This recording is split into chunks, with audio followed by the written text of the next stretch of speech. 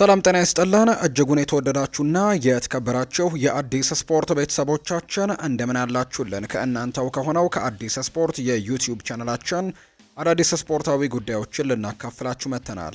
ለተከታዮቹ ደቂቃዎች ከእናንተ ጋር ስንቆይም ከሀገር ውስጥና ከውጪ ያልተሰሙ አዳዲስ ስፖርታዊ ጉዳዮችን በዛሬ ፕሮግራማችን ላይ አካተናል። እናንተም ሀሳብ አስተያየቶቻችሁን ኮሜንት ቦክስ ላይ እያሰፈራችሁልን ከኛ ጋር እንድትቆዩ የተለመደ የአክብሮት ግብዣችን ነው። በዛሬ ፕሮግራማችን የተለያዩ ርዕሰ ጉዳዮችን ወደ እናንተም የምናደርስ ነው የሚሆነው ውድ ቤተሰቦቻችን። ከነዚህ መካከል ትልልቆቹን የአውሮፓ ክለቦች የተመለከቱ በርከት ያሉ የዝውውር ጉዳዮች ዛሬ ከጠዋት ጀምሮ ሲሰሙ ነበር።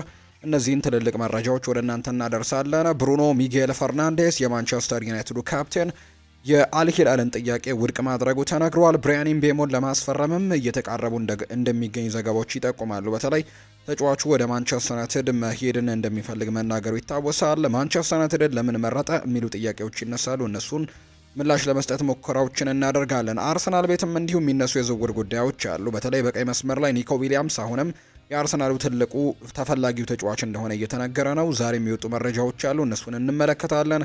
ቸልሲ፣ ማንቸስተር ሲቲ፣ ሊቨርፑል፣ ሌሎችም የአውሮፓ ታላላቅ ክለቦችን የተመለከቱ በርከት ያሉ የዝውውር ጉዳዮች ዛሬ ከጠዋት ጀምሮ ሲሰሙ ነበር። እነሱን በስፋት ወደ እናንተ እናደርሳለን። ፏድባሩ ፕሮግራሙን እየመራው ከእናንተ ጋር ቆይታን አደርጋለሁ። ከመሸጋገሪያ በኋላ ተመልሰን ስንመጣም በቀጥታ ወደ ዛሬ ፕሮግራማችን የምናመራ ነው የሚሆነው።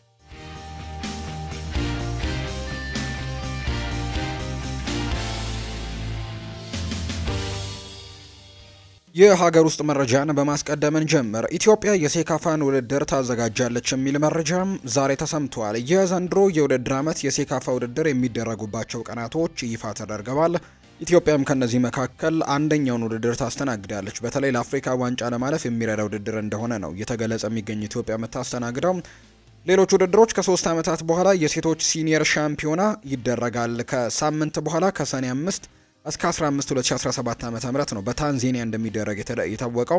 በውድድሩ ላይ ታንዛኒያ፣ ዩጋንዳ፣ ደቡብ ሱዳንና ብሩንዲ ከወዲሁ እንደሚሳተፉ ማረጋገጫ የሰጡ ቡድኖች እንደሆኑ እየተነገረ ነው። ሌሎች ውድድሮችም አሉ። የካፍ የሴት ክለቦች ቻምፒየንስ ሊግ የሴካፋ ማጣሪያ ከነሐሴ 28 2017 እስከ መስከረም 9 2018 በታንዛኒያ አስተናጋጅነት የሚደረግ ውድድር ነው። ሌላኛው የካፍ ከ17 ዓመት የሴካፋ ማጣሪያ ነው። ከ17 ዓመት በታች የሴካፋ ማጣሪያ ውድድር ይደረጋል። ይህም ውድድር ህዳር 6 2018 ዓ.ም እስከ ህዳር 21 2018 ዓ.ም ድረስ በኢትዮጵያ አስተናጋጅነት የሚደረገው ውድድር እንደሆነ ነው እየተገለጸ የሚገኘው። እነዚህ እንግዲህ በሴካፋ አማካኝነት የሚዘጋጁ ውድድሮች ናቸው። ኢትዮጵያ ደግሞ ከነዚህ መካከል አንደኛውን ውድድር እንደምታዘጋጅም ይፋ መደረጉ እየተገለጸ ይገኛል። ወደ ውጭ ሀገር ስፖርታዊ መረጃዎቻችን በቀጥታ እናምራም። ሊቨርፑል ለባየር ሌቨርኩዘን ለመጨረሻ ጊዜ ያቀረበው ዋጋ በ10 ሚሊዮን ፓውንድ ያነሰ እንደነበር እየተገለጸ ነው። የሊቨርፑል ስፖርቲንግ ዳይሬክተር ሪቻርድ ሂውስ ለሌቨርኩዘኑ ዳይሬክተር ሲሞን ፎልፍስ ቶሎ እንግዲህ ከስምምነት ሊደርሱ የሚችሉበት ሁኔታዎች ላይም ጥያቄዎችን ማቅረቡ እየተነገረ እንደሚገኝ ነው ዘገባው የጠቆመው። እሱም እንግዲህ በተጫዋቹ የግል ችሎታና አፈጻጸም ላይ የተመሰረተም ሲሆን ሊቨርፑል የፕሪሚየር ሊግ ዋንጫንና የቻምፒየንስ ሊግ ማጣሪያን ካለፈ ዋንጫውን ካሳካና የመሳሰሉ ፓኬጆችንም መያዙን ጭምር ነው እየተነገረ የሚገኘውና ሁለቱም ቡድኖች እንግዲህ ከስምምነት ለመድረስ ንግግሮችን ዛሬም እንደሚቀጥሉ ጭምር እየተገለጸ ነው። አሁን ላይ እንግዲህ የሊቨርፑልና የፍሎሪያን ቨርትዝ ዝውውርን ለማጠናቀቅ የሚደረገው ሙክክር አሁንም በትልቁ እንደቀጠለ ይገኛል። ሊቨርፑሎች የተለያዩ እንግዲህ ቅድመ ሁኔታዎችን እያስቀመጡ ነው፣ ወይም የተለያዩ ቅድመ ጥያቄዎችን እያቀረቡ ይገኛሉ። የተለያዩ ገንዘቦችንና ቦነሶችን ጭምር እያቀረቡ ይገኛሉ። በቅርቡ ስምምነት ላይ ሊደርሱ እንደሚችሉ ጭምር የሚያሳዩ መረጃዎች እየወጡ ነው። ከቤኔፊካ ወደ መርሲሳይዱ ክለብ ባሳለፍነው ክረምቶች እንግዲህ የከተመው ዩራጓዊው አጥቂ ከፖርቱጋሉ ክለብ ወደ ቀዮቹ ቤት ሲመጣም በ84 ሚሊዮን ፓውንድ ሂሳብ እንደነበር ይነገራል። ሆኖም ግን ተጫዋቹ ሲዘዋወር ሁለቱ ክለቦች በተስማሙበት አንቀጽ ላይ ተጫዋቹ በክለቡ ጋር ቻምፒየን የሆነ እንደሆነ ቤኔፊካ ጉርሻ ያገኝ ነበር። ሆኖም ግን አሁን ላይ ያ ጉርሻ ቀርቷል። ምክንያቱም ተጫዋቹ ይህንን ያክል ጨዋታ ቢያደርግ የሚሉ ልዩ አንቀጾች እንዳሉት ነው የሚነገረው። ታዲያ ዳርዊን ኑኔስ ማድረግ ከሚገባው ጨዋታ በአንድ ጨዋታ ያነሰ ቁጥር አለው። እናም ደግሞ ተጫዋቹ በክረምቱም ክለቡን እንደሚለቅ ስለተስማማ ለቤኔፊካ ይከፈለ የነበረው የ84 ሚሊዮን ፓውንድ ወጪ ወደ 71 ሚሊዮን ፓውንድ ወጪ ዝቅ ማለቱ የሚነግሩ መረጃዎች እየወጡ ይገኛሉ። ለክለቡ ቅርብ የሆኑ የፖርቱጋል ምንጮችም ይህንን እያጋሩት ነው የሚገኘው። በዚህ ክረምት ሊቨርፑል ያስፈርማል ተብሎ ከሚጠበቅበት ቦታ መካከል አንደኛው አንድሪው ሮበርትሰንን ተተኪና ኮስታስ ሲሚካስም የሚለቅ ይሆናል። ስለዚህ በዛ ቦታ ላይ አንድ ተጫዋች ማስፈረም በትልቁ የሚፈልጉበት ቦታ ነው ተብሎ እየተነገረ ይገኛል። አሁን ላይ የትሬንት አሌክዛንደር አርኖልድን መውጣት ተከትሎ በሱ ቦታ ላይ ጀረሚ ፍሪምፖንግን ተክተዋል። እንዲሁ ኮነር ብራድሌይም በዛ ቦታ ላይ አለ። ነገር ግን ዘንድሮ መጠነኛ መቀዛቀዞችን ላሳየው አንድሪው ሮበርትሰን እና በቡድን ውስጥ ደግሞ ተጽዕኖ መፍጠር ያልቻለውን ኮስታስ ሲሚካስ ቦታ ላይ ሊቨርፑሎች አንድ ትልቅ ዝውውርን ማድረግ እንደሚፈልጉ በተደጋጋሚ የሚነገር ጥያቄ ነው። የቦርንመዙ ሚሎስ ኬርኬዝ ደግሞ ከሊቨርፑል ጋር በተደጋጋሚ ስሙ ሲነሳ የነበረ ተጫዋች ነው። አሁንም ስሙ መነሳት ቀጥሏል። ሊቨርፑልና ቦርንመዝም የሜሎስ ኬርኬዝን ዝውውር በዚህ ሳምንት ለመጨረስ እየሰሩ እንደሚገኙ ጭምር ፋብሪዚዮ ሮማኖ ይፋ አድርጓል። ይሄ ሃንጋራዊ ተጫዋች በተለይ ወደ ሊቨርፑል የሚያመራበት እድል ሰፊ ነው ተብሎ እንደሚጠበቅ ነው ዘገባዎቹ የጠቆሙት። ሊቨርፑሎች እንግዲህ እንደተጠበቀው ሚሎስ ኬርኬዝን የሚያስፈርሙ ከሆነ አሁን ካሉት የግራ ተከላካዮቻቸው መካከል አንደኛው ማለትም ኮስታስ ሲሚካስም የመልቀቅ እድሉ ከፍተኛ እንደሆነ ጭምር ነው እየተገለጸ እንደሚገኝ ዘገባዎቹ እየጠቆሙ የሚገኙት። ሌላኛው ፍሬድሪኮ ኪየዛ ነው ሀሳቡን የሰጠው። ዩቬንቱስ አሁንም ክለቡን ወደዋለው፣ አንድ ቀን ወደዚያ ልመለስ እችላለሁ ሲልም ጭምር ለምን አይሆንም ሲልም ጭምር ነው እንዲሁ ፌዴሪኮ ኪየዛ የተናገረው። ቲያጎ ሞታ እዛ አልፈለገኝም፣ የእቅዱ አካል እንዳልሆንኩም ነገረኝ፣ እናም ቡድኑ ደግሞ እንዲፈልገኝ ነገረኝ። ስለዚህ ደግሞ ፌዴሪኮ ኪየዛ ወደ ዩቬንቱስ የማይመለስበት ምንም ምክንያት የለም ሲልም ጭምር ነው የተናገረው ተጫዋቹ። ኮሎምቢያዊው ጋዜጠኛ ስለ ሉዊስ ዲያዝ ኮንትራት ይናገራል። ሊቨርፑልን ለቆ የመውጣት ውሳኔ እውነት አይደለም ሲልም ነው የተናገረው። ሉዊስ ዲያዝ ከሊቨርፑል ጋር የኮንትራት ማራዘሚያ ድርድር የጀመረ ሲሆን ኮንትራቱና ደሞዙ ሊጨመር ይችላል ተብሎ እንደሚጠበቅ የሚያሳዩ መረጃዎች ይወጣሉ። ሰሞኑን ከተለያዩ ክለቦች ጋር ስሙ እየተነሳ ነው። ከባርሴሎና ጋር ስሙ እየተነሳ ነው። በተለይ ደግሞ ከሳዑዲ ፕሮ ሊግ ክለብ አልናስር ጋር በተደጋጋሚ ስሙ ይነሳል እና አሁን ላይ ኮንትራቱን ሊያራዝም የሚችልበት እድል አለው ኮሎምቢያዊው አጥቂ። ስለዚህ በቀጣይ የሚሆነው አይታወቅም እስካሁን ድረስ። ነገር ግን በተለያዩ ክለቦች ፍላጎት ውስጥ ቢሆንም በሊቨርፑል ኮንትራቱን ሊያራዘም የሚችልበት እድልም ጭምር እንዳለ የሚያሳዩ መረጃዎች ናቸው በተደጋጋሚ እየወጡ የሚገኙት። ማንቸስተር ዩናይትድን ደግሞ የተመለከቱ መረጃዎችን እናንሳ። ብሩኖ ሚጌል ፈርናንዴስ በማንቸስተር ዩናይትድ ይቆያል። ፖርቱጋላዊው የመሃል ሜዳ ተጫዋች ብሩኖ ሚጌል ፈርናንዴስ በማንቸስተር ዩናይትድ ለመቆየት ከውሳኔ መድረሱ ይፋ ተደርጓል። ብሩኖ ሚጌል ፈርናንዴስ ከሳዑዲ አረቢያው ክለብ አልሂላል ትልቅ ገንዘብ የሚያስገኝ የዝውውር ጥያቄ ቀርቦለት እንደነበር አይዘነጋም። የአልሂላልን ጥያቄ ውድቅ ያደረገው ፈርናንዴስ በአውሮፓ መጫወትን መቀጠል እንደፈለገ ነው የተነገረው። አልሂላል በበኩሉ ቀጣይ ሌሎች አማራጮች ተጫዋቾችን ለማስፈረምም እንቅስቃሴ መጀመራቸው እየተገለጸ ይገኛል። ስለዚህ እንግዲህ ተጫዋቹ በአልሂላል ትልቅ ገንዘቦችን ቢቀርብለት በሳምንት በጣም ረብጣ ሚሊዮን ዶላሮችን ቢያቀርቡለትም ከዛ በተጨማሪ ደግሞ ለማንቸስተር ዩናይትድም ጭምር ትልቅ ገንዘብ ቢቀርብም ተጫዋቹ ግን በማንቸስተር ዩናይትድ መቆየት ፍላጎት እንዳለውና አሁንም በአውሮፓ ውድድሮች ላይ ራሱን ማሳየት እንደሚፈልግ እየተገለጸ ይገኛል። ተጫዋቹም ይህንን ውሳኔ ነው የወሰነው። ስለዚህ ወደ ሳዑዲ አረቢያው ክለብ አልሂላል ሊዘዋወር የነበረበትን ጥያቄ ውድቅ ማድረጉን ሰምተናል። ሌላኛው ለማንቸስተር ዩናይትድ በስርዓት የሆነው መረጃ ደግሞ የብሪያን ኢምቤሞ ጉዳይ ነው። ትላንትና እንግዲህ ነው ይሄ መረጃ የወጣው። ዛሬ ጠዋት በነበረን የስፖርት የመረጃ ሰዓትም አንስተነዋል። የብሬንትፈርድ የፊት መስመር ተጫዋች ብሪያን ኢምቤሞ በቀጣይ እንግዲህ ለመቀላቀል የሚመርጠው ክለብ ማንቸስተር ዩናይትድ መሆኑን አሳውቆ እንደነበር ነግረናቸዋል። ካሜሮናዊው የፊት መስመር ተጫዋች ብሪያን ኢምቤሞ የልጅነት ክለቡ የማንቸስተር ዩናይትድ እንግዲህ ደጋፊ እንደነበረም ከልጅነቱ ጀምሮ ይነገራል። ተጫዋቹ ማንቸስተር ዩናይትድን ለመቀላቀል መምረጡም ለሚደግፈው ክለብ ለመጫወት ባለው ጉጉት ምክንያት ሊሆን እንደሚችልም ጭምር ነው እየተነገረ የሚገኘው። ከዛ በተጨማሪ ግን በብሬንትፈርድ በኩል ብሪያን ኢምቤሞ ክለቡን የሚለቅ ከሆነ በቡድን ውስጥ ትልቅ ክፍተት ሊፈጠር እንደሚችል ይታመናል። ምክንያቱም ዘንድሮ ብቻ በፕሪሚየር ሊጉ እንግዲህ 20 ጎሎችን ማስቆጠር ችሏል። ድንቅ ጊዜን ነው ማሳለፍ የቻለው ከብሬንትፈርድ ጋር። ይሁን እንጂ ብሬንትፈርድ ክፍተቱን ለመሙላት ሁልጊዜም እንደሚያደርገው አሁንም መንገድ እንደማያጣን የተገለጸው የተጫዋቹ የዝውውር ሂሳብ የብሬንትፈርድ የክለቡ ሪካርድ ሽያጭ ሊሆንም እንደሚችል ጭምር የሚያሳዩ መረጃዎች አሁን ላይ በስፋት እየተነገሩ እንደሚገኙ ነው እየተገለጸ የሚገኘው። ከዚህ መረጃ በተጨማሪ ግን ብሪያን ኢምቤሞ ማንቸስተር ዩናይትድን ለመምረጡ ደግሞ እንዲነሳ የሚያደረገው ሩበን አሞሪምም ጭምር እጁ እንዳለበት ጭምር ነው የሚነገረው። ኢምቤሞ ዩናይትድን ለመቀላቀል እንዲወስን ያሳመነው ሩበን አሞሪም እንደሆነ ይነገራል። በግልጽ ብዙዎች እንግዲህ መገናኛ ብዙሃን እንግዲህ ሌሊቱን ሲዘግቡት እንደነበረው ከሆነ ብሪያን ኢምቤሞ ወደ ማንቸስተር ዩናይትድ ለመቀላቀል ከመወሰኑ በፊት ከሩበን አሞሪም ጋር ከአንድ ጊዜ በላይ ቀጥተኛ ንግግሮችን እንዳደረገ ጭምር ይገልጻሉ። በተለይም ደግሞ እዚህ ውሳኔ ላይ ለመድረስ የሚያደረገው ከሩበን አሞሪም ጋር እንግዲህ ያደረገው ንግግሮች ናቸው። በተጨማሪም ተጫዋቹ ከጄሰን ዊልኮክስ ጋርም እንዲሁ ንግግሮችን ያደረገ ሲሆን እንደ ማቲያስ ኩኛ ሁሉ ዩናይትድም የልጅነት ደጋፊው እንደሆነ ይነገራል። ተጫዋቹ የፖርቱጋል ጋዜጦችን እንግዲህ የሚታመኑ ከሆነ ሩበን አሞሪም አሁንም ከቪክተር ዮከርሽ ጋር ቀጥተኛ ንግግሮችን እያደረገ ነው። ተጫዋቹ ወደ እንግሊዝ ፕሪምየር ሊግ ለማምራት መወሰኑ ተገልጿል። ወደ የትኛው ክለብ እንደሚቀላቀል ግን እስካሁን ምንም የተወሰነ ነገር የለም። ዩናይትድ ከብሪያን ኢምቤሞ ዝውውር በኋላ የፊት መስመር አጥቂ ለማስፈረም የሚንቀሳቀስ ሲሆን ሪካርድ ፖርቱጋል እንደዘገበው ከሆነ ደግሞ በተለይ ዩናይትዶች ማቲያስ ኩኛህንና ኤምቤሞ አይነት ተጫዋቾችን ማስፈረሙ በዮከርሽ ላይ ሀሳቡ ላይ ተጽዕኖ ሊፈጥር እንደሚችልም ጭምር ይነገራል። በሩበን አሞሪም እቅድ ውስጥ ቁጥር አንዱ ቅድሚያ የሚሰጠው ተጫዋች ማቲያስ ኩኛ ሲሆን እሱን ማግኘት ችለዋል። ሌላኛው ቁጥር አንድ ታርጌታቸው ኢምቤሞን ለማግኘትም ተቃርበዋል።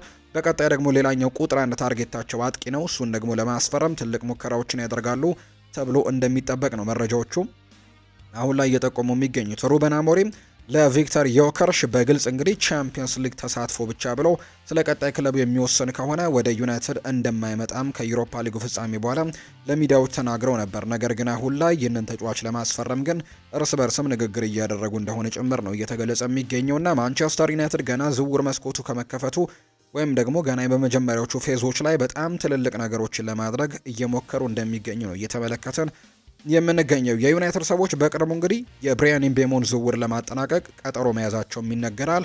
ማንቸስተር ዩናይትድ በቅርቡ የብሪያን ኢምቤሞን ዝውውር ለማጠናቀቅ ነው ከብሬንትፈርድ ጋር ድርድር የሚያደርግ እንደሆነ የሚነገረው። የዩናይትድ ሰዎች እንግዲህ ተከፋፍሎ በሚከፈል 50 ሚሊዮን ፓውንድ ዝውውሩን ለመጨረስም ይፋዊ ጥያቄን ያቀርባሉ ተብሎ ይታሰባል። ሆኖም ግን ብሬንትፈርዶች ከፊት መስመር ተጫዋች ዝውውር 60 ሚሊዮን ፓውንድ እና ተጨማሪ ክፍያዎችንም ይፈልጋሉ ተብሎ እንደሚጠበቅ ነው ስካይ ስፖርት እና ማንቸስተር ኢቭኒንግ ኒውስ መረጃውን እያጋሩ የሚገኙት። የዩናይትድ ሰዎች ከብሪያን ኢምቤሞ ጋር ቀጥተኛ ንግግሮችን ካደረጉ በኋላ ተጫዋቹ እንግዲህ ዩናይትድን ለመቀላቀል የወሰነው ዩናይትድ 100% ዝውውሩን ለመጨረስም እየሰራ ስለሚገኝ ነው። በጥቂት ቀናት ውስጥ ይፋዊ ጥያቄውን ለብሬንትፈርድ የሚያቀርብ ሲሆን ተጫዋቹም እንግዲህ ከዩናይትድ ጋር ከስምምነት መድረሱን የሚያሳዩ መረጃዎችን ሁለቱ የመረጃ ምንጮች ዘ አትሌቲክ እና ማንቸስተር ኢቭኒንግ ኒውስ ጨምረው እየገለጹ ይገኛሉ። እንግዲህ ተጫዋቹ እንግዲህ ማንቸስተር ዩናይትድን የሚቀላቀል ከሆነ ከጉዳት ጋር ያለው ሪካርድስ ምንድን ነው የሚሉ ጥያቄዎች ይነሳሉ። ተጫዋቹ ጉዳት የሚባል ነገር የማያውቀው እንደሆነ ይነገራል። ብሪያን ኢምቤሞ በ2023-24 ሲዝን የጉልበት ጉዳት ካጋጠመው በኋላ ከዛ ውጭ ግን ጉዳት አጋጥሞት አያውቅም። ዘንድሮ 2024-25 የውድድር ዓመትንም በጉዳት ምንም ጨዋታ ሳያመልጠው ነው ያደረገው። በ2019-2020 የውድድር ዓመት እንግዲህ 7 ቀናት ከሜዳ ውጪ ሆኖ ነበር። ያኔ በተከሰተው የኮቪድ ህመም ምክንያት እንግዲህ 7 ቀናት ከጨዋታ ውጪ እንደነበር እናስታውሳለን። በ2023-24 ደግሞ የቁርጭምጭሚት ጉዳት የገጠመው ሲሆን ጉዳቱ እንግዲህ ከባድ ቢሆንም ከታሰበው ጊዜ ቀድሞ ከ97 ቀናት በኋላ ወደ ጨዋታ ተመልሷል። ያለፈው ጨዋታም ብዛት 19 ነው። በዚህ ሲዝን 38ቱንም የፕሪሚየር ሊግ ጨዋታዎች መጫወት ችሏል። በ2019-2020 ከዛ ከተያዘበት በኋላ ከሁለት ሲዝን በጉዳት ምክንያት ያመለጠው ጨዋታ አልነበረም። ከዛ በኋላ እንግዲህ በ2023-24 ጉዳት ገጠመውና በዚህኛው የውድድር ዓመት ግን ሙሉን ዓመቱን ያለምንም ጉዳት እንዳሳለፈው የሚያሳዩ መረጃዎች ናቸው የወጡትና አሁን ላይ ከጉዳት ነፃ የሆነ ተጫዋች እንዲሁ ደግሞ ጉዳትም ብዙ የሚያጠቃው አይነት ተጫዋች እንዳልሆነ ጭምር የሚያሳዩ መረጃዎች ናቸው እየተነገሩ የሚገኙት። የሩበን አሞሪም ሁለት የፊት መስመር አጥቂ እጮች አሉ። ማንቸስተር ዩናይትድ እና አሰልጣኝ ሩበን አሞሪም የሚፈልጓቸው እነዚህም ሁለቱ ቪክተሮች ናቸው። ቪክተር ዮከርሽ እና ቪክተር ኦስሜን። አሁንም እንግዲህ የሩበን አሞሪም የፊት መስመር አጥቂ አማራጮች ሆነው የቀጠሉት እነዚህ ሁለት ተጫዋቾች ናቸው። ሩበን አሞሪም ከቪክተር ኦስሜን ይልቅ ለቪክተር ዮከርሽ ቅድሚያ ይሰጣል እና ትልቅ አድናቂውም ጭምር ነው። በስፖርቲንግ ሊዝበንም አብሮ መስራታቸውን የምናስታውሰው ነው። ምንም እንኳን የቪክተር ኦስሜን የደሞዙ መጋነን ትልቅ እንቅፋት ቢሆንም ማንቸስተር ዩናይትድ ግን ሊያም ዴላፕን ማስፈረም ባለመቻላቸውና የቪክተር ዮከርሽ የአውሮፓ መድረክ መጫወት ባለው ፍላጎት የተነሳ ደግሞ የማይፈርምላቸው ከሆነ ኦስሜንን ለማስፈረም ያላቸውን ፍላጎት በማጠናከር ዝውውሩን ያስጀምሩታል ተብሎ እንደሚጠበቅ ነው የሚነገረው። ነገር ግን አሁን ላይ ቪክተር ዮከርሽን ለማስፈረም አሰልጣኝ ሩበን አሞሪም በትልቁ ፍላጎት እንዳላቸው ይነገራል። ነገር ግን ያም አይሆንላቸው ከሆነ ግን ወደ ቪክተር ኦስሜን ዝውውር ሊያመሩ ይችላሉ። ነገር ግን ተጫዋቹ ከስፖርቲንግ ሊዝበን ጀምሮ በአሰልጣኝ ሩበን አሞሪም ስር የነበረ ተጫዋች ነውና እንግዲህ ከሩበን አሞሪም ጋር በድጋሚ መስራት ፍላጎት ይኖረዋል ተብሎ ይታሰባል። ምናልባት የአውሮፓ ቻምፒየንስ ሊግ መጫወት ላይ እንግዲህ አውሮፓ ቻምፒየንስ ሊግ ላይ መጫወት የሚለው ፍላጎቱ እንግዲህ ካላመዘነበት በስተቀር እንግዲህ ከሩበን አሞሪም ጋር በድጋሚ በማንቸስተር ሊገናኝ እንደሚችል ይታመናል። ዛሬ ውሳኔ መወሰኑን ሰምተናል። ወደ እንግሊዝ መምጣት እንደሚፈልግ ተናግሯል። ወደ የትኛው ክለብ እንደሆነ ግን እስካሁን የተረጋገጠ መረጃ የለም። ምክንያቱም አርሰናልም የዚህ ተጫዋች ቀንደኛ አድናቂና ፈላጊ እንደሆኑ ስለሚነገር አርሰናልን የተመለከቱ መረጃዎችን ደግሞ ወደ እናንተ እናደርስ። የማርቲን ዙቤሜንዲ ዝውውር መጠናቀቁ ይታወቃል። የሕክምና ምርመራውን በሂደት ላይ ነው። ነገር ግን የአርሰናል ደጋፊዎች ዝውውሩ ይፋ እስኪደረግ መጠበቅ እንዳለባቸው ነው ዘ አትሌቲክ እየዘገበ የሚገኘው። ሪያል ሶሲዳዶች ለሂሳብ ጉዳዮች ሲባል ዝውውሩ በጁላይ ወር እንዲያልቅ እንደሚፈልጉ እየተገለጸ ይገኛልና እንግዲህ የአርሰናል ደጋፊዎች እንግዲህ ይህንን ተጫዋች ማስፈረማቸውን ማረጋገጥ ይችላሉ የሚል አይነት ምስክሮችንም ፋብሪዚዮ ሮማኖ ሰጥቷል። አንዳንድ የአርሰናል ደጋፊዎች በተለይ ስጋት እንዳለባቸው ጭምር ይነገራል። ምክንያቱም ሪያል ማድሪድ ይሄ ዝውውር አልተጠናቀቀም ብሎ እንደሚያስብና እዚህ ዝውውር ላይም ለመግባት ሙከራዎችን እያደረገ እንዳለ ይነገራል። ነገር ግን ፋብሪዚዮ ሮማኖ ይፋ አድርጎታል። ይሄ ዝውውር የተጠናቀቀ ዝውውር ነው፣ በቀጣይ ይፋ ማድረግ ብቻ የሚቀረው ዝውውር ነው። አርሰናልና ማርቲን ዙቤሜንዲ ይገናኛሉ የሚል አይነት ሀሳብን ደግሞ እያጋራ ይገኛል። ዝውውሩ ተጠናቋል። የሕክምና ምርመራው ግን በሂደት ላይ ነው። እንግዲህ አሁን ላይ የዘገየበት ምክንያት በሪያል ሶሴዳድ ፍላጎት ምክንያት እንደሆነና በጁላይ ወር እንዲጠናቀቅ ካላቸው ፍላጎት ጋር የተያዘ መረጃ ነው እየወጣ የሚገኘው። ኢታን ንዋኔሪ በቀኝ መስመር አጥቂ ቦታ ላይ መጫወት ይችላል። ነገር ግን ረጅም ጊዜ እሱ በመሃል ቦታ ላይ ሚናውን ይወጣል። ይህም ደግሞ ሳካ ያለ ተፎካካሪ በቦታው እንዲቆይ አድርጎታል። አርሰናል በገበያው ላይ የሳካ ተተኪ ማምጣት ከፈለገ ሁለቱንም መስመሮች በኩል የመጫወት አቅም ያለው ተጫዋችን ለማምጣት እንደሚሰሩ ነው እየተነገረ የሚገኘው። የተለያዩ ተጫዋቾችን እየተመለከቱ ነው። ኒኮ ዊሊያምስ ስሙ ከአርሰናል ጋር ስሙ በተደጋጋሚ የሚነሳ ነው። አንቶኒ ጎርደን ሌላኛው ስሙ የሚነሳ ተጫዋች ነው። በኋላ ላይ በስፋት እናነሷለን። የሊሮይ ሳኔንን ጉዳይ እናንሳ። ሊሮይ ሳኔንም እንዲሁ በሁለቱም መስመሮች ላይ መጫወት የሚችል አይነት ተጫዋች እንደሆነ የምናውቀው ነው። በእንግሊዝ ፕሪሚየር ሊግ በማንቸስተር ሲቲ ያንን ነገር አሳይቶናል። እንዲሁ ደግሞ በጀርመን ባየር ሚኒክም በሁለቱም እንግዲህ ክንፎች ላይ ሲጫወት የምናስታውሰው ተጫዋች ነው ሊሮይ ሳኔና አሁን ላይ በነፃ የሚገኝ ተጫዋች እንደሆነ ይታወቃል። አርሰናል ከሊሮይ ሳኔ ጋር ንግግር አድርጓል የሚሉ መረጃዎችን ዳቪድ ኦርነስቲን አጋርቷል። እናም ሳኔ በሚኒክ ያለውን ኮንትራት ካላረዘመ ወደ አርሰናል የሚያቀናበት እድል ሰፊ እንደሆነ ጭምር ነው ዳቪድ ኦርነስቲን መረጃውን እያጋራ የሚገኘው። ሌላኛው ግን አርሰናሎች ሁለት እንግዲህ እጩ ተጫዋቾች ያሏቸው የክንፍ መስመር ተጫዋች ሁለት የረጅም ጊዜ እቅዶች ያሏቸው፣ አንደኛው ኒኮ ዊሊያምስ ነው። የአትሌቲክ ቢልባው ተጫዋች ኒኮ ዊሊያምስ ከአርሰናል ጋር በተደጋጋሚ ስሙ ሲነሳ እንደነበረ እናስታውሰዋለን። ከዊሊያምስ በተጨማሪ ግን የአርሰናሉ አሰልጣኝ እንግዲህ ሚኬል አርቴታ የሮድሪጎን ፈላጊ እንደሆነ ይነገራል። ነገር ግን የዚህ ተጫዋች ዝውውር የሚሳካበት እድል በጣም ጠባብ ነው። ተጫዋቹ በሪያል ማድሪድ መቆየት ይፈልጋል። አሰልጣኝ ሻቪ አሎንዞም እንግዲህ ሮድሪጎ በቡድናቸው ውስጥ እንዲኖርና የእቅዳቸው አንዱ አካል እንደሆነም ጭምር እየተናገሩ ይገኛሉና አርሰናልም ሆነ ሌሎችም እንግዲህ የአውሮፓ ታላላቅ ክለቦች ይህንን ተጫዋች ማግኘት የሚፈልጉ ክለቦች እንግዲህ ተጫዋቹን የማግኘት እድላቸው ጠባብ ነው ተብሎ ይነሳል። ሪያል ማድሪድ እዚህ ተጫዋች ላይ አይለቀውም ተብሎ ስለሚታሰብ፣ ስለዚህ እንግዲህ ሮድሪጎን የማግኘት እድላቸው ጠባብ ነው። ነገር ግን ኒኮ ዊሊያምስን ለማግኘት በትልቁ እድል አላቸው ተብሎ ይታሰባል። ሌላኛው አንቶኒ ጎርደን ነው በአርሰናል ኢላማ ውስጥ የሚገኘው ሌላኛው ሶስተኛው ተጫዋች እሱ ነው። እንግዲህ የዝውውር ዋጋው ከፍ ያለ ተጫዋች እንደሆነ ይነገራል። ኒውካስል ዩናይትድም ኮከብ ተጫዋቾቻቸውን በዚህ ክረምት በፍጹም እንደማይለቁ በተደጋጋሚ ሲነገር ነበር። ምክንያቱም በበርካታ ክለቦች ሲፈለግ የነበረው አሌክዛንደር ኢሳክ ጭምር በጭራሽ ከክለቡ እንደማይወጣ የተነገረ ጉዳይ ነው። ክለቡ የአውሮፓ ቻምፒየንስ ሊግ ተሳትፎን አግኝቷል። ከዛ በተጨማሪ ዋንጫዎችንም ማግኘት መቻል እንዴት እንደሚቻልም እየገባው የመጣ ቡድን ነው። ምክንያቱም በዚህ የውድድር ዓመት ሊቨርፑልን አሸንፎ ካራባው ካፕን ያሳካ ቡድን ከመሆኑ ጋር በተያያዘ በቀጣይ የፕሪሚየር ሊግ ሻምፒዮን ለመሆንም ተፎካካሪ መሆን የሚፈልግ አይነት ቡድን ነው። እንዲሁ በአውሮፓ ቻምፒየንስ ሊግም ትልቅ ተፎካካሪ ቡድን መገንባት ይፈልጋሉ የኒውካስል ዩናይትድ ባለቤቶች። ስለዚህ ትልልቅ ኮከቦቻቸውን መሸጥ አይፈልጉም። በአንጻሩ ትልልቅ ከዋክብቶችን ወደ ቡድናቸው መቀላቀል እንደሚፈልጉ ነው የሚያሳየውና አንቶኒ ጎርደንን ለማግኘት በጣም ከባድ ያደርገዋል ተብሎ ነው የሚጠበቀው። ኦሌክዛንደር ዚንቼንኮ በክረምቱ ክለቡን ይለቃል ተብሎ ይጠበቃል። በተጨማሪም ይህንን የውድድር ዓመትም በውሰት ያሳለፉት ኔልሰን እና አልበርት ሳምቢሎ ኮንጋ እንዲሁ ክለቡን እንግዲህ የሚለቁ ተጫዋቾች ናቸው ተብሏል። ሪስ ኔልሰን ከጉዳቱ አገግሞ ለመጫወት የሚችልበት ደረጃ ላይ ካለ በቋሚነት የሚሸጥበት እድል ሰፊ ነው ተብሏል። ሌላኛው በፖርቶ በውሰት የሚገኘው ፋቢዮ ቪዬራ ጉዳይ አሁን ላይ በአርሰናል ቤት ያልተወሰነ ሌላኛው የዝውውር ጉዳይ እንደሆነ እየተገለጸ ይገኛል እና ይህንንም ተጫዋች እንግዲህ ለማግኘት የሚፈልጉ ክለቦች ካሉ ተጫዋቹን ሊሸጡት ዝግጁ እንደሆኑ ጭምር ነው እየተገለጸ የሚገኘው። በአርሰናል ቤት እንግዲህ እነዚህ በውሰት ላይ የሚገኙ ተጫዋቾች ሊሸጡ የሚችሉበት እድል ወይም ደግሞ በቀጣይም እንዲሁ በድጋሚ በውሰት ሊያመሩ የሚችሉበት እድል ይኖራል ተብሎ ይጠበቃል። ነገር ግን ትልቁ ሊሸጡ የሚችሉበት እድል ግን ሰፊ ነው ብለው የሚያወጡ ዘገባዎች ናቸው በተደጋጋሚ እየሰማን የምንገኘው። የቸልሲን ጉዳዮች እናንሳ። የሊያም ዴላፕ ዝውውር ተጠናቋል። አሁን ላይ የቀረው ይፋ መሆን ብቻ ነው። ሊያም ዴላፕ በቸልሲ የ6 ዓመታት ኮንትራት ይፈርማል ተብሎ ነው የሚጠበቀው። የዝውውር ዋጋውም 30 ሚሊዮን ፓውንድ እንደሆነ እየተገለጸ ይገኛል። ስለዚህ ቸልሲ በዚህ የዝውውር እንግዲህ ከዚህ የዝውውር በኋላ ከፍተኛ አጥቂ ማስፈረም ይፈልጋሉ ብሏል ቤን ጃኮብስ። ዴላፕን ቢያስፈርሙም ሌላ ከፍተኛ አጥቂ ለማስፈረም ሙከራዎችን ማድረጋቸው አይቀሬ እንደሆነ እየተነገረ ይገኛል። ነገር ግን ሊያም ዴላፕን ግን ማዘዋወራቸው ተረጋግጧል። እንግዲህ ሕክምናውን በቅርቡ ይደረጋል ተብሎ ይጠበቃል። ኮንትራቱም ይፈርማል ተብሎ እንደሚጠበቅ ነው እየተገለጸ የሚገኘው። ተጫዋቹ በግልጽ ተናግሯል። እኔ ወደ ቸልሲ ማምራት ነው የምፈልገው የሚል አይነት ሀሳብን መስጠቱን እናስታውሳለንና ቸልሲ ከሊያም ዴላፕ ጋር መገናኘቱን አረጋግጧል። ሌላኛው ቸልሲ ጄደን ሳንቾ ደሞዙን እንዲቀንስ ይፈልጋል ነው የሚል መረጃ እየወጣ የሚገኘው። ተጫዋቹ አሁን ላይ በሳምንት 250,000 ፓውንድ የሚከፈለው ሲሆን ቸልሲዎች ከሳምንት 200,000 ፓውንድ በላይ ደሞዝ አይከፍሉትም ሲል ነው ስካይ ስፖርት የዘገበው። እንግዲህ ቸልሲዎች ይህንን ተጫዋች ለማቆየት ደሞዙን መቀነስ እንዳለበት ያምናሉ። ካልሆነ ግን 5 ሚሊዮን ፓውንዱን ከፍለው ወደ ማንቸስተር ዩናይትድ በድጋሚ ሊመልሱት እንደሚችሉ የሚያሳዩ መረጃዎችም እየወጡ ነው። ቸልሲ ስለ ጄሚ ባይሮ ጌቲየንስ ውይይት እያካሄዱ ነው። ዝውውሩ በጥሩ ዋጋና በብልህ እንቅስቃሴም እንደሚያልቅ ነው የሚያምኑት። እንዲሁም ደግሞ የቀድሞ የማንቸስተር ሲቲ አካዳሚ ተጫዋቾች በክለብ ውስጥም በብዛት አሉ። ሮሚዮ ላቪያ፣ ኮል ፓልመር፣ ሊያም ዴላፕ እና አሁን ላይ ደግሞ በዝውውሮች ላይ ቁልፍ ሚናን የሚጫወተው ጆ ቪልደስም እንዲሁ መኖሩ ዝውውሩን ፈጣን ሊያደርገው እንደሚችል ይነገራል። ስለዚህ እንግሊዛዊው ጄሚ ባይሮ ጌቲየንስ ወደ ቸልሲ ሊዘዋወር የሚችልበት እድል ሰፊ እንደሆነ ፋብሪዚዮ ሮማኖ መረጃውን አጋርቷል።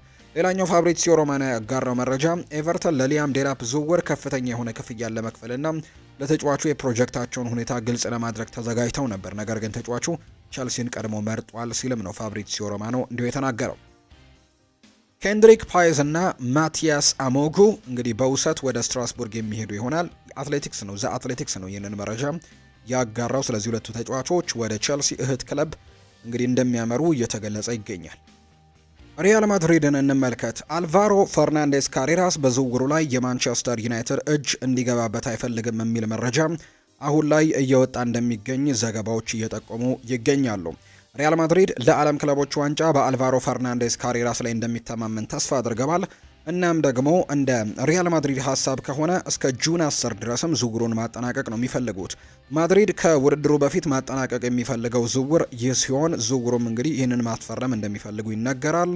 ከውድድሩ በኋላ እንግዲህ ሙሉ ለሙሉ ወደ አማካይ ተጫዋች የማምራት ሀሳብ ነው ያላቸው። ሪያል ማድሪድ እና ቤኔፊካ በንግግር ደረጃ ከስምምነት ላይ ደርሰዋል። ነገር ግን እንደ ሪያል ማድሪድ ሁሉ ቤኔፊካም በዓለም ክለቦች ዋንጫ ውድድር ላይ መሳተፋቸውን ተከትሎ ተከላካዩ ከውድድር በፊት መልቀቅ አይፈልጉም። ቤኔፊካዎች ሪያል ማድሪድ ከውድድሩ በፊት እንግዲህ ተከላካዩን የግሉ ማድረግ እንደሚፈልግ ስለሚያውቁ ከውድድሩ በፊት ላለመሸጥ ጠንካራ አቋም እንዳላቸው ነው የሚነገረው። ነገር ግን ተጫዋቹን አሳልፈው የሚሰጡ ከሆነ በተጨማሪ በስፍራው ላይ ተተኪ ተጫዋችን በፍጥነት መፈለግ እንዳለባቸው ነው የሚያውቁት። ማንቸስተር ዩናይትድ በተጫዋቹ የ50 ሚሊዮን ዩሮ ሽያጭ ላይ ደግሞ ድርሻ አለው። ልብ ሊባል የሚገባውም ጉዳይ ይሄ ነው። ዩናይትድ የተጫዋቹን የውል ማፍረሻ 50 ሚሊዮን ዩሮ ሆኖ ሳለ በዚህ ምክንያትም ቤኔፊካ ከሪያል ማድሪድ ሊያገኘው የሚችለው ገንዘብ እንግዲህ ከፊሉም ለማንቸስተር ዩናይትድ መከፈል ያለበት ነው። ከዛ በተጨማሪ ግን ባለፈው እንግዲህ ካሬራስ ወደ ሪያል ማድሪድ መሄድ ብቻ እንደሚፈልግ ለቤኔፊካ በግልጽ ተናግሯል። በተጨማሪም ተጫዋቹ ማንቸስተር ዩናይትድ በሚሳተፍበት ማንኛውም አይነት ግብይት ላይ መግባት አይፈልግም ሲል ነው ዘገባው እየጠቆመ። በተለይ ከወደ ፖርቱጋል የሚወጡ መረጃዎች ይህንን ነው እያሳዩ የሚገኙት። ሻቪ አሎንሶ ለዓለም ክለቦች ዋንጫ ዝግጅት እንዲሆነው ከተጫዋቹ ጋር በቫልዴባስ ልምምድ ለመጀመር 7 ቀናቶች ቀርተውታል። በዚህም መሰረት እንግዲህ ሻቪ አሎንሶ አሉኝ ከሚላቸው ተጫዋቾች መካከል 10ሩ ለሀገራቸው የተጠሩ ሲሆን 9 ተጫዋቾች ጉዳት ላይ ይገኛሉ። ከዛ በተረፈ እንደ ሉካስ ቫስኪዩስ እንዲሁ ደግሞ ራኡል አሴንሲዮ፣ ጋርሲያ፣ ሴባዮስ፣ ሮድሪጎ የመሳሰሉ ተጫዋቾች ብቻ በዚህ ሰዓት እጁ ላይ የሚገኙ ተጫዋቾች እንደሆኑ ነው እየተገለጸ የሚገኘው። ሪያል ማድሪድ በቅርቡ ይንቀሳቀሳል ተብሎ ይጠበቃል። ሪያል ማድሪድ ለጥቂት ሳምንታት ከአካዳሚ ተጫዋቾቹ ጋር ተገናኝቷል። እናም እሱን ለማስፈረም ያለውን ፍላጎት ለአዲሱ አሰልጣኝ ሻቪ አሎንሶም እንደ አማራጭ ተላልፎለታል ተብሏል። ፋብሪዚዮ ሮማኖ በቅርቡ ባወጣው ዘገባ መሰረት እንደተናገረው ከሆነ ሪያል ማድሪድ በኒኮ ፓዝ ሁኔታ ላይ በቅርቡ የመጨረሻ ውሳኔ ያሳልፋል። እናም ሪያል ማድሪድ ተጫዋቹ ላይ ያለውን ግልጸኝነትን በፍጥነት እንደሚያሳይ ነው የሚጠበቀው። ሪያል ማድሪድ አርጀንቲናዊውን ኮከብ በ8 ሚሊዮን ዩሮ ብቻ ወደ ቡድኑ መመለስም ስለሚችል በመጪዎቹ ቀናትም ተጨማሪ ግንኙነቶችን ከኮሞ ጋር እንደሚያደርግም ይጠበቃል። ሻቪ አሎንሶ ከአዲሱ አማካይ የሚጠብቀውን ሚና በተመለከተ የውስጥ ውይይቶችም እየተደረጉ ሲሆን አሰልጣኙ ተጫዋቹ ጥሩ ነው ብሎ ካመነ ግላዊ ንግግሮችንም ሊያደርግ እንደሚችል ተጠቁሟል። ኒኮ በበኩሉ ወደ ሳንቲያጎ ቤርናቢው እንደሚመለስ ካረጋገጠ ቡድን ውስጥም ምን አይነት ሚና እንደሚኖረው አስቀድሞ ማወቅ ይፈልጋል። ይህ በእንዲህ እንዳለ ደግሞ ኮሞ የ20 ዓመቱንም ወጣት ወደ ስፔን ከመመለሱ በፊት ቢያንስ ለአንድ የውድድር ዓመት ለማቆየትም ተስፋ አድርገዋል። ነገር ግን አሁን ላይ በማድሪድ ቤት ልጁ ወደ ማድሪድ የሚያደርግበት ትኬትም በፍጥነት የማዘጋጀት ስራም እየተካሄደ ነው። እናም በኒኮ ዙሪያ ለሚደረጉት ማንኛውም አይነት እንቅስቃሴዎች ለመስማትም መጪዎቹ ቀናት ወሳኝ ይሆናሉ ተብሎ ነው የሚጠበቀው። እንደ ጋዜጠኛ ሮድራ ዘገባ ከሆነ ሪያል ማድሪድ በአያክስ የወጣቶች ቡድን ላይ ካሉት ብሩህ ተስፋዎች መካከል አንዱ የሆነውን አብደላህ አዛንንም ለማስፈረም ፍላጎት አሳይቷል። የ16 ዓመቱ የአጥቂ አማካይ ለኔዘርላንዱ ኃያል ክለብ እንዲሁ ኔዘርላንድ ከ17 ዓመት በታች ቡድን 15 ጨዋታዎችን አድርጎ 3 ጎሎችን አስቆጥሯል። አንድ ተጨማሪ ኳስም እንዲሁ ለግብ አመቻችቶ ያቀበለ ተጫዋች ነው። አውዛን እንግዲህ በዚህ የውድድር ዘመን በአያክስ ከ19 ዓመት በታች ቡድን ውስጥ በመሳተፍ በ4 ጨዋታዎችም 3 ጎሎችን አስቆጥሯል። ሞሮኮዊው ከ17 ዓመት በታች ኢንተርናሽናል አማካይ የሆነ ኦዛን ለሀገሩ ሞሮኮ ባደረጋቸው 13 ጨዋታዎችም 4 ጎሎችን አስቆጥሯል። ሪያል ማድሪድ በበኩሉ ኦዛን ላይ ያለውን ተሰጥኦና አቅምም ተመልክቷል። እናም እሱን ለማስፈረምም የሚያስችለውን እድል በሙሉ ለመጠቀምም ፍላጎቱ አላቸው ነው የተባለው። ግንኙነትም ጀምረዋል። ሆኖም ግን ከሮድራ የተገኘው ሪፖርት እንደሚያመለክተው ከሆነ ሪያል ማድሪድ ኦዛንን ከአያክስ ለማስፈረም እንደሚቻል ተስፋ አድርጓል። ሪያል ማድሪድ በዚህ የውድድር ዓመት የአካዳሚ ደረጃ ላይ ልዩ የውድድር ዓመትን አሳልፏል። በዚህ እስከ 13 የሚደርሱ የወጣት ቡድን ተጫዋቾች የራሳቸውን የሊግ ዋንጫን ማንሳት ችለዋል። ይህም ደግሞ በወጣት ቡድኖች ታሪክ ትልቅ ሪከርድ ነው። ሆኖም ግን በክለብ ውስጥም ደግሞ ወጣት ተስፈኞችን ለማዳበርና ለመንከባከብም ከተሰጠው ትኩረት አንጻር እንደ ኦዛን ያለ ተጫዋችን መጨመር ለወደፊቱ የዋናው ቡድን ግስጋሴም እይታው ፍጹም ትርጉም ይሰጣል ተብሎ እንደሚታሰብ ነው መረጃዎቹ እየጠቆሙ የሚገኙት። የጣሊያኑ ክለብ ኤሲ ሚላን ሉካ ሞድሪችን ከሪያል ማድሪድ ማስፈረም እንደሚፈልጉ ደግሞ ፋብሪዚዮ ሮማኖ ዛሬ ይፋ ካደረጋቸው መረጃዎች መካከል አንደኛው ነው። ስለዚህ የጣሊያኑ ክለብ ኤሲ ሚላን የሪያል ማድሪዱን ሌጀንድ ሉካ ሞድሪችን ለማስፈረም ፍላጎቶች እንዳሉት ገልጿል። የተወደዳችሁና የተከበራችሁ ቤተሰቦቻችን ለዛሬ ያዝንላችሁ አዳዲስ ስፖርታዊ መረጃዎቻችን እነዚህን ይመስላሉ። ስላደመጣችሁን፣ ስለተከታተላችሁን፣ ስለምጽፉልን እጅጉን ከልብ አድርገን እናመሰግናለን። ፉአድ ባህሩ የዛሬውን ፕሮግራም እየመራው ከእናንተ ጋር ቆይታን አደረኩኝ። በቀጣይ ፕሮግራሞቻችን ሌሎች ርዕሰ ጉዳዮችን ይዘን ዳግም ተመልሰን የምንገናኝ ይሆናል። ስለምታደምጡኝ እጅጉን ከልብ አድርጌ ነው የማመሰግነው። ፉአድ ባህሩ የዛሬውን ፕሮግራም እየመራው ቆየው። በቀጣይ ፕሮግራሞቻችን ሌሎች ርዕሰ ጉዳዮችን ይዘን ዳግም እንገናኛለን። መልካም ጊዜ እንዲሆንላችሁም በአክብሮት ተመኘሁኝ።